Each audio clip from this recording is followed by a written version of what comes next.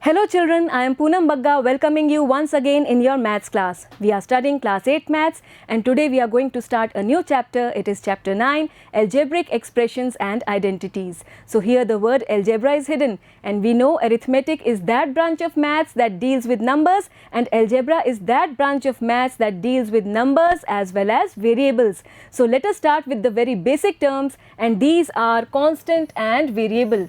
You have come across these terms in chapter 2 also, linear equations in one variable, and let us recall these terms. A constant is a quantity with a fixed value, a quantity whose value remains fixed all the time, and the best example are our numbers.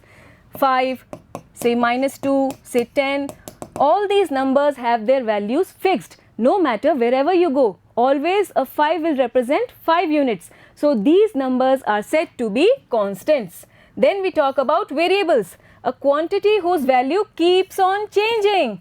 The best example is the date, which keeps on changing every day. Also your age, it tends to increase every time. If you are at present 13 years old, then after 1 year you will be 14 years old.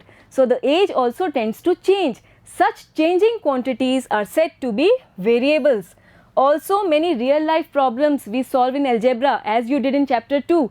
There also we used to represent the unknown quantities by variables and these variables are denoted by alphabets, any alphabet from A to Z, and usually we take the alphabets X, Y, Z, also we take A, B, C, and you may choose any other alphabet also. Then what are algebraic expressions?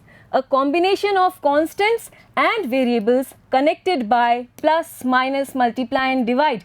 These symbols, it is called an algebraic expression. So combination of constants and variables with mathematical operators. These operators, it is said to be an algebraic expression. Here are some examples. X plus 3, you will see it is an algebraic expression where x is a variable and 3 is constant. Here again 2y minus 5. Here minus 5 is a constant, 2 is another constant and y is the variable.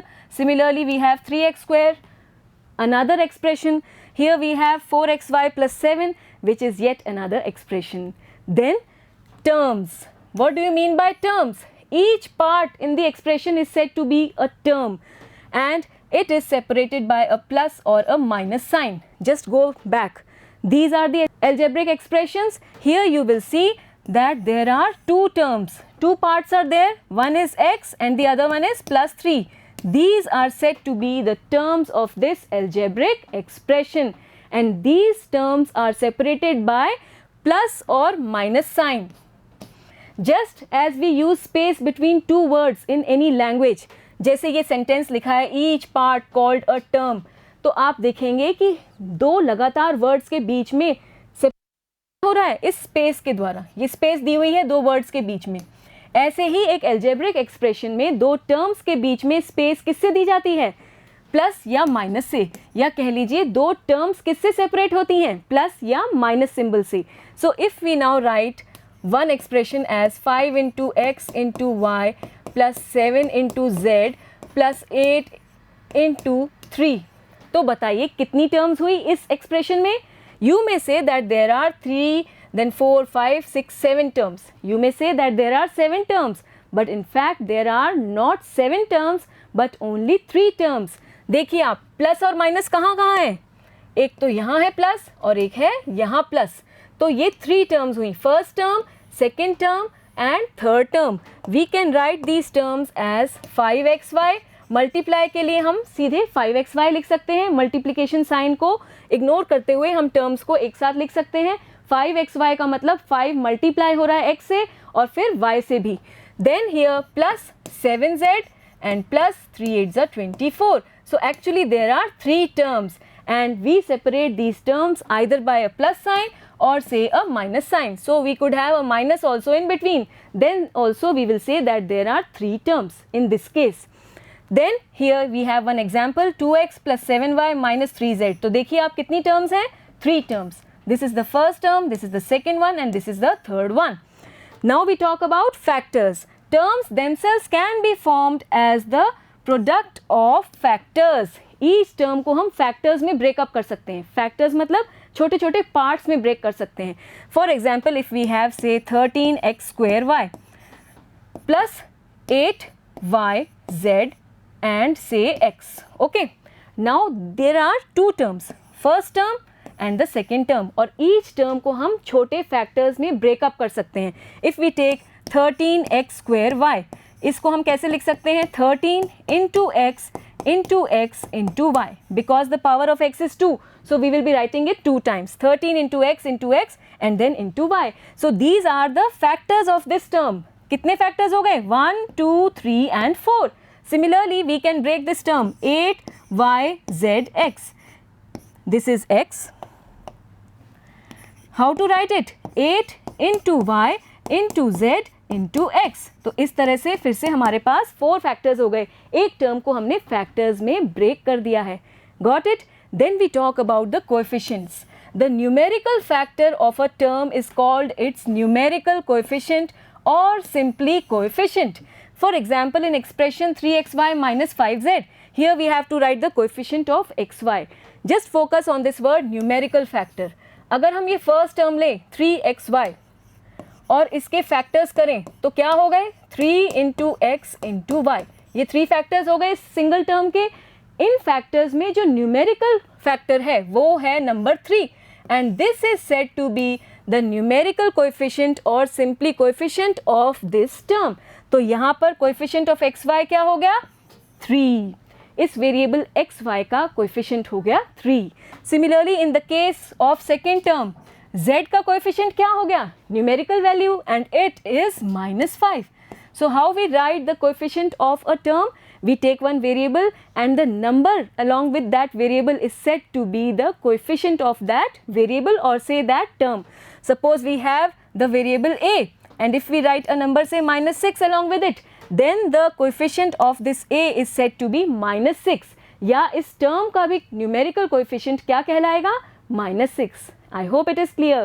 Now we talk about polynomials. What is a polynomial? An expression containing one or more terms with non-zero coefficient with variables having non-negative integers as exponents is called a polynomial. Let us try to understand it part by part. An expression containing one or more terms. ऐसा expression जिसमें one term हो सकती है, two terms हो सकती हैं, even 3 terms may be there और more terms may be there. With non-zero coefficient, जो terms हैं उनके कोएफिशिएंट नॉन ज़ीरो होने चाहिए. अगर ज़ीरो कोएफिशिएंट हुआ, suppose we have the variable x y और साथ में है ज़ीरो कोएफिशिएंट, तो इसकी वैल्यू तो ज़ीरो ही हो गई और तब इसकी कोई रेलिवेंस ही नहीं रह जाएगी. तो यहाँ पर कोएफिशिएंट्स क्या होने चाहिए? नॉन ज़ीरो होने चाहिए. और इम्पॉर्टेंट क्या है? Variables having non negative integers as exponents. Let us write one expression. Suppose I write 5x cube plus 4x square minus 7x plus 8. तो यहाँ पर वेरिएबल जो है x है और टर्म्स कितनी हो रही है? 4 टर्म्स. अब यहाँ पर सभी टर्म्स में वेरिएबल की पावर्स देखते हैं. यहाँ है पावर 3, यहाँ है पावर 2 वेरिएबल x की और यहाँ नहीं दिख रही है, इसका मतलब है 1. Now focus on these powers 3, 2, 1.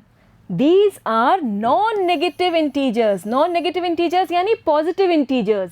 And so these terms are a part of a polynomial. This expression is said to be a polynomial. Now what is the difference between a polynomial and an algebraic expression? The main difference is, suppose I write 5x raised to power minus 3 minus 7x plus 8. Suppose I write this. Now what do you see here? The power of this variable is negative, and so this is not a polynomial. And yes, it can be said an algebraic expression. इसे algebraic expression तो कह सकते हैं, पर इसे polynomial नहीं कह सकते, क्योंकि यहाँ पर variable की जो power है वो non negative नहीं है. Getting the point? तो polynomial के केस में जो powers हैं वो positive होनी चाहिए और आपके जो coefficient है वो non zero होने चाहिए और variables तो कुछ भी हो सकते हैं. Then a polynomial may contain any number of terms, one term or more terms. This we have discussed. These are some examples of polynomials. You can see a plus b plus c plus d. Then we have 3xy with single term, 7xyz minus 10. This is another polynomial, and similarly you can write your own examples also.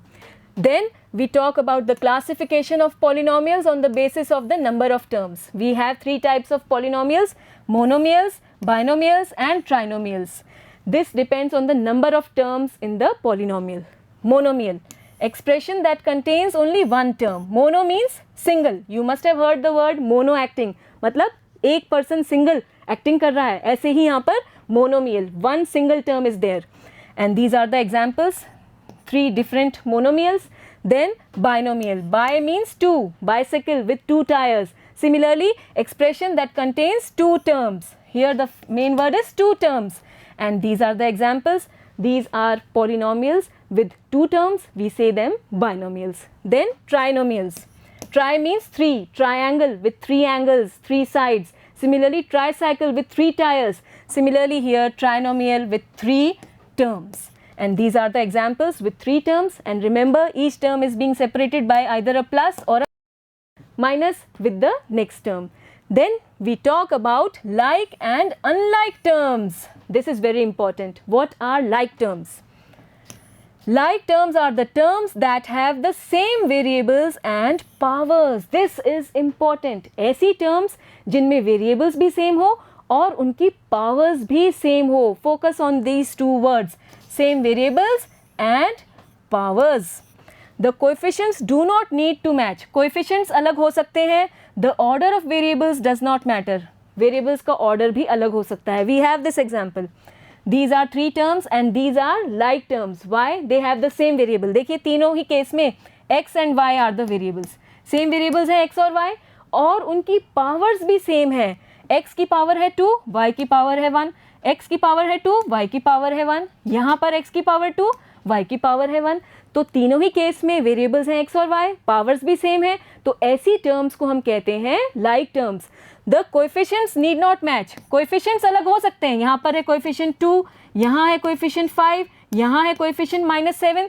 तो coefficients तो अलग हो सकते हैं, पर जो variables हैं वो सेम होने चाहिए, उनकी पावर सेम होनी चाहिए. उन्हीं को हम कहते हैं like terms. Let me give you one more case. a b square c. Suppose this is the variable and now write like terms similar to this. यहाँ पर आप एक नंबर भी लगा लीजिए. चलिए 3ab square c. अब इसके like terms लिखिए, आप लिखिए अपनी कॉपी में. I write for you. You can take -2ab square c. यहाँ पर वेरिएबल तो सेम है, पावर्स भी सेम है, बस हमने नंबर चेंज कर दिया है. You can also take 11acb square. Here we have interchanged the order, but the variables are same, the powers are same. So these are the like terms. Got it? तो like terms कैसे पहचानेंगे? उनके variables same होने चाहिए और उनकी powers भी same होनी चाहिए. Then we talk about unlike terms. Two or more terms that do not have the same variables or powers are said to be unlike terms. ऐसी टर्म्स जिनमें वेरिएबल सेम नहीं हो या फिर अगर वेरिएबल सेम है तो उनकी पावर सेम नहीं हो, ऐसी टर्म्स को हम कहते हैं unlike terms. Here we have one example. Here you can see in these two terms the variables are same x y, लेकिन पावर्स अलग हैं. यहाँ पर y की पावर है 1, यहाँ y की पावर है 2. तो ये पावर्स अलग हो गई, वेरिएबल सेम है तब भी, तो ये हो गई अनलाइक टर्म्स. और थर्ड केस में तो वेरिएबल ही अलग हो गया है, zx, y तो हट ही गया और z आ गया, तो यहाँ पर वेरिएबल्स अलग हो गए, तो ये टर्म्स अनलाइक टर्म्स हैं. Got it? Now I have a question for you. Identify the like terms. Here we have a few terms and identify the like terms. First we take this 12yz. 12yz की like term आपको दिख रही है? Yes, this is the like term, -5yz. Got it? Then we take the next one, 4x square. This one. इसकी like term बताइए. 4x square और यहाँ दिख रहा है मुझे 15x square. And here we have 2x square. In these three terms, the variable is same, x, and the power is also the same. So these three terms are the like terms. Then we take one more case. Yes. -9x. Do we have another term with the variable x? No.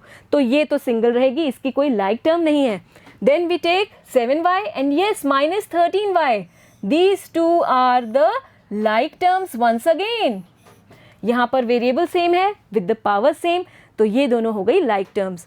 So these two are again like terms, and then these three blue ones are the like terms and the red ones are the like terms. I hope you have understood very well.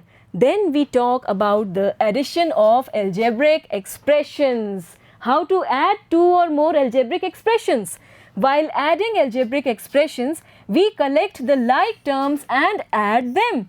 Like terms का group बनाते हैं और तब हम उन्हें add करते हैं.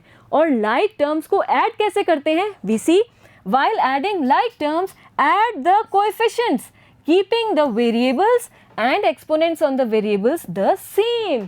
जब हम दो like terms को ऐड करेंगे तो सिर्फ coefficients को ऐड करते हैं, variables बिल्कुल सेम लिखते हैं.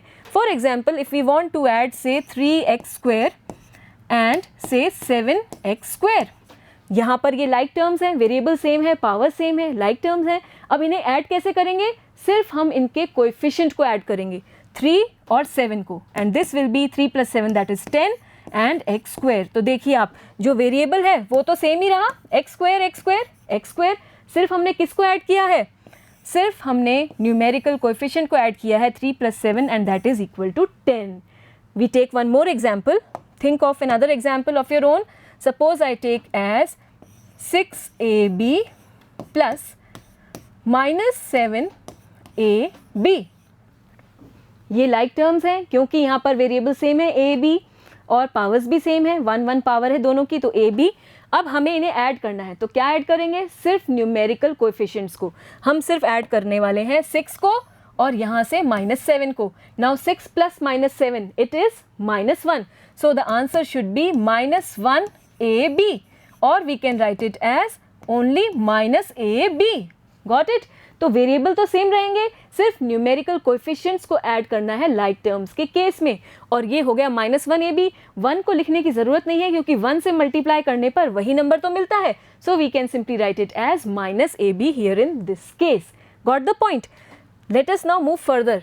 Addition of algebraic expressions, and here we are going to discuss the column method. There are two methods. First we are discussing the column method which is given in your book. Place one expression below the other expression with like terms in the same column. हमें जब दो या ज़्यादा expressions दिए हों तो एक expression के नीचे दूसरा expression लिखेंगे column wise और like term के नीचे like term लिखेंगे. Like terms को ऊपर नीचे एक साथ लिखेंगे. We will do one example and then it will be clear. Next, add the like terms column wise with their coefficients and get the final expression. Like terms कैसे add करते हैं अभी हमने डिस्कस कर ही लिया है. तो like terms को एक के नीचे एक अरेंज करेंगे और उनको कोएफिशिएंट ऐड करते हुए ऐड कर लेंगे और हमें फाइनल एक्सप्रेशन मिल जाएगा. Terms which have no like terms in the other expressions are carried over as they are.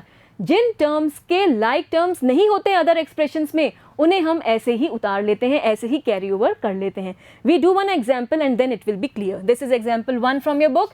Add these 3 expressions. This is the first one, this is the second one and this is the third one. We are adding by column method. We write the solution here. Arranging in columns.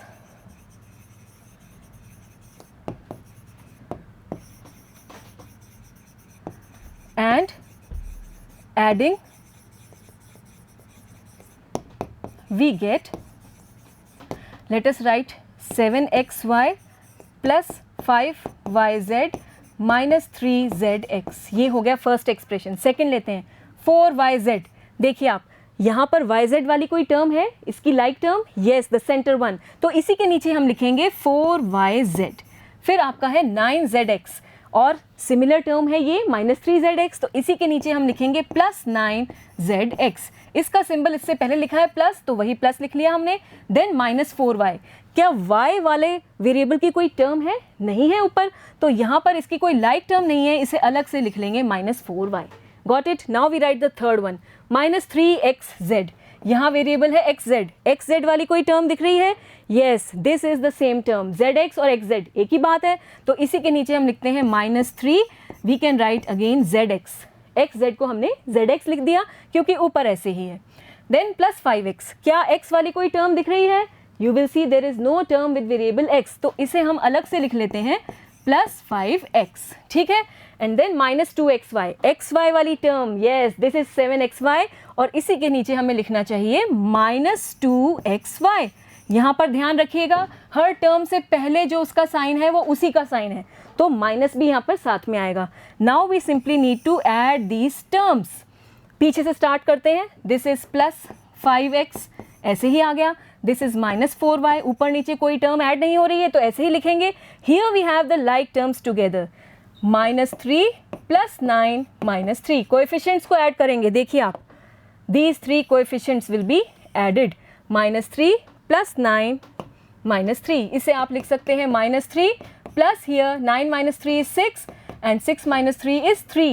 So here we will have plus 3zx. बड़ा number plus का है तो ये plus में होगा. Got it? Then 5yz plus 4yz. तो यहाँ पर फिर से हम किसे ऐड करेंगे? कोएफिशिएंट्स को. 5 plus 4. यहाँ आप देखिए it is of positive sign, कोई साइन पहले नहीं है यानी ये पॉजिटिव है. So it will be plus 5 plus 4, it is plus 9yz. And here 7xy minus 2xy, it will be 5xy. 7 minus 2 is 5 and this is your final answer. Got it? Let us once again go back at these steps. Place one expression below the other expression with like terms in the same column. तो वही किया हमने. One expression के नीचे दूसरा expression लिखा है, like terms का ध्यान रखते हुए एक के नीचे एक. Then add the like terms column wise with their coefficients and get the final expression. हमने लाइक टर्म्स को ऐड किया और फाइनल एक्सप्रेशन मिल गया. Terms which have no like terms in the other expressions are carried over as they are. जिनकी like terms नहीं है, जैसे ये दो टर्म्स, इन्हें हमने ऐसे ही कैरी ओवर कर लिया. Got it? Now we can also understand the horizontal method of adding two algebraic expressions. इसमें क्या है? Arrange all the terms in horizontal line. अभी हमने यहाँ पर एक के नीचे एक कॉलम वाइज अरेंज किया था. इस केस में हम हॉरिजॉन्टल लाइन में एक सीधी लाइन में अरेंज करेंगे. Collect the like terms and add them. फिर लाइक टर्म्स इकट्ठी करेंगे और ऐड कर लेंगे. We do one example also.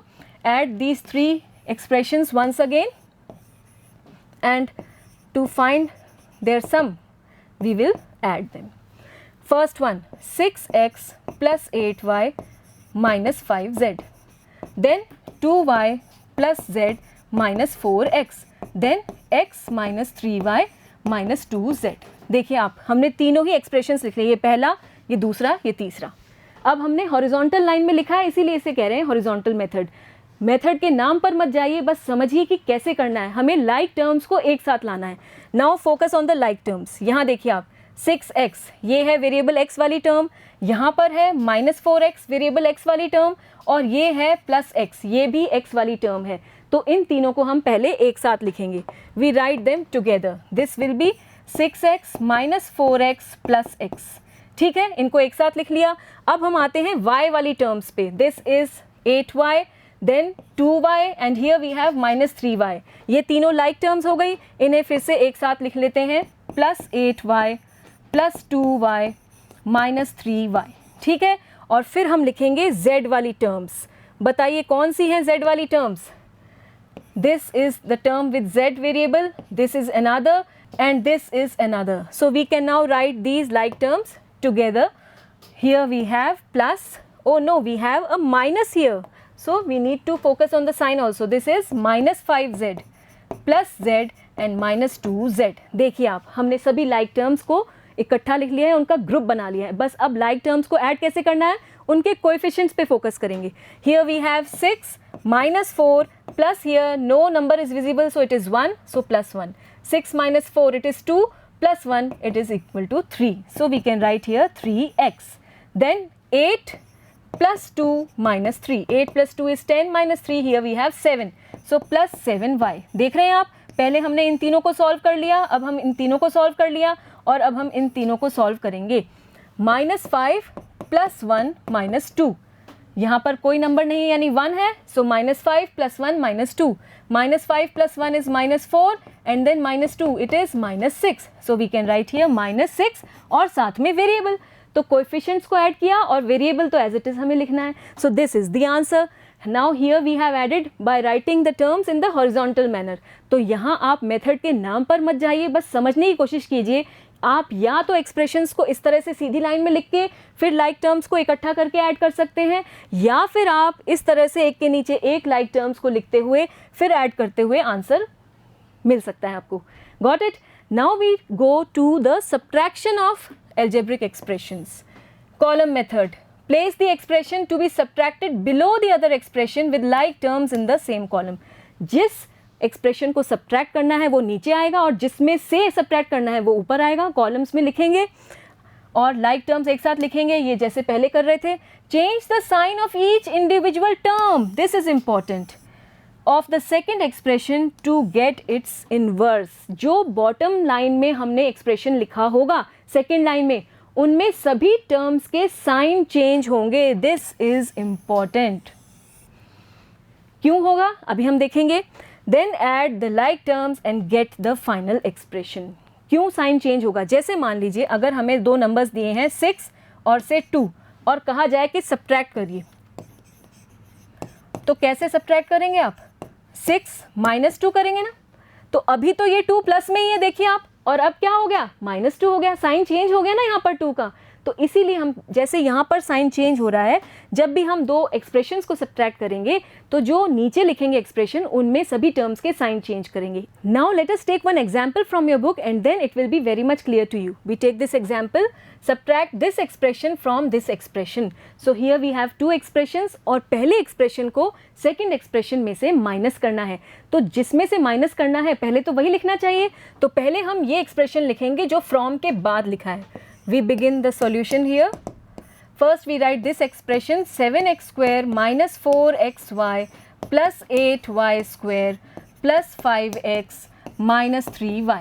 और अब इसी के नीचे हम दूसरा एक्सप्रेशन लिखेंगे लाइक टर्म्स का ध्यान रखते हुए। 5x स्क्वायर है पहली टर्म और यहाँ भी x स्क्वायर वाली टर्म ये है, तो इसी के नीचे लिखेंगे 5x square minus 4y square. y square वाली टर्म है यहाँ पर, तो इसके नीचे हम लिखेंगे -4y स्क्वायर। लाइक टर्म्स का ध्यान रखना है। प्लस 6y और y की टर्म है यहाँ, सो यहाँ लिखेंगे हम +6y और -3। कांस्टेंट टर्म तो ऊपर कोई भी नहीं है, तो यहाँ पर अलग से लिखेंगे -3। अब इम्पॉर्टेंट काम करने जा रहे हैं। जो ये सेकेंड एक्सप्रेशन हमने नीचे लिखा है, सब्ट्रैक्शन के केस में इन सभी टर्म्स के साइन चेंज होंगे। अभी बताया था मैंने आपको कि क्यों, जब हम 6 में से 2 माइनस करेंगे तो ये 2 माइनस का हो जाएगा ना, साइन तो चेंज होगा ही। So here we will now change the sign of these terms. -3 है, ये हो जाएगा प्लस, +6y है, ये हो जाएगा माइनस, -4y स्क्वायर अब हो जाएगा +4y स्क्वायर और ये प्लस से हो गया minus. Now we will add these terms with the different sign, changed sign। अब ये जो साइन हो गया है यही हो गया 3 का, पहले ये माइनस का था, अब ये प्लस का हो गया है। So we write here +3। यहाँ पर 6 पहले प्लस का था, अब माइनस का लेंगे, so -3 -6 it will be -9y। Here we have 5x as it is, क्योंकि नीचे तो कोई टर्म नहीं है।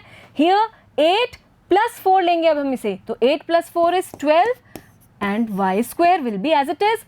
Here we have -4xy and here we have 7 - 5. This will be 2x square and this is the answer. So let us go back to these steps once again. Place the expression to be subtracted below the other expression with like terms in the same column. तो जिसे subtract करना है वो नीचे आएगा और like terms का ध्यान रखना है। Then change the sign of each individual term of the second expression to get its inverse। उसका इन्वर्स मिल गया हमें। इस तरह से हमने यहाँ पर सभी टर्म्स का साइन चेंज कर लिया है। इन्वर्स से मतलब 2 का इन्वर्स होता है -2, एडिटिव इन्वर्स, तो वही हम यहाँ पर एक तरह से ऐड कर रहे हैं। सब्ट्रैक्शन मतलब किसी भी नंबर का एडिटिव इन्वर्स एक तरह से ऐड कर रहे हैं हम।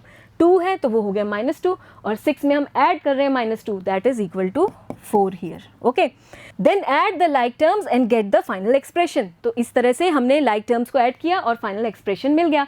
सो in this way we can subtract 2 expressions. Like terms को ऊपर नीचे लिखना है, बॉटम जो एक्सप्रेशन है उसमें सभी टर्म्स के साइन चेंज करने हैं और फिर सभी टर्म्स को ऐड करते जाना है। Got it?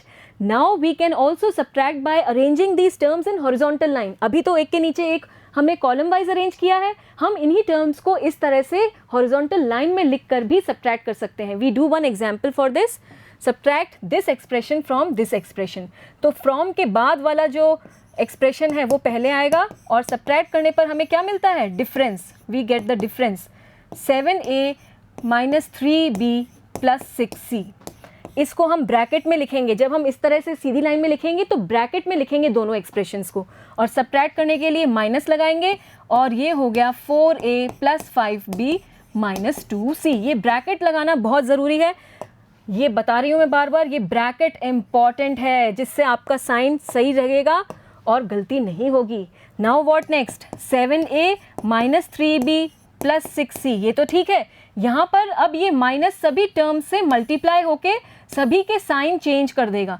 माइनस 4a हो गया, फिर माइनस इंटू प्लस ये हो गया माइनस 5b, और ये minus into minus it will become plus 2c। देखिए सभी टर्म्स के साइन चेंज हो गए जो बाद में लिख रहे थे हम, वही काम जो अभी हमने पहले किया था कॉलम वाइज, अब हमें यहाँ पर रो वाइज कर रहे हैं। Now take the like terms together, 7a minus 4a ये हो गई लाइक टर्म्स, एक साथ लिख लिया। माइनस 3b माइनस 5b ये हो गई लाइक टर्म्स, देखिए यहाँ से और यहाँ से, और फिर 6c प्लस 2c ये दोनों भी लाइक टर्म्स एक साथ लिख ली। बस अब कोएफिशिएंट्स को ऐड करते हुए हमें आंसर मिल जाएगा। 7 माइनस 4 इट इज़ 3a, और यहाँ हो गया minus 8b, and this is 6 plus 2 8c। यहाँ ये मत सोचिएगा कि 7 माइनस 4 तो मैम माइनस कर रही हैं और कह रही हैं कि टर्म्स को ऐड करना है। Actually subtraction is again the addition of the inverse of a number to the previous number. जैसे अगर हमें 7 में से मान लीजिए माइनस करना है 5, तो कैसे करेंगे, इसका इन्वर्स लिखेंगे माइनस 5, और इसको 7 में एक तरह से हम ऐड ही कर रहे हैं। This is 7 minus 5 equal to 2।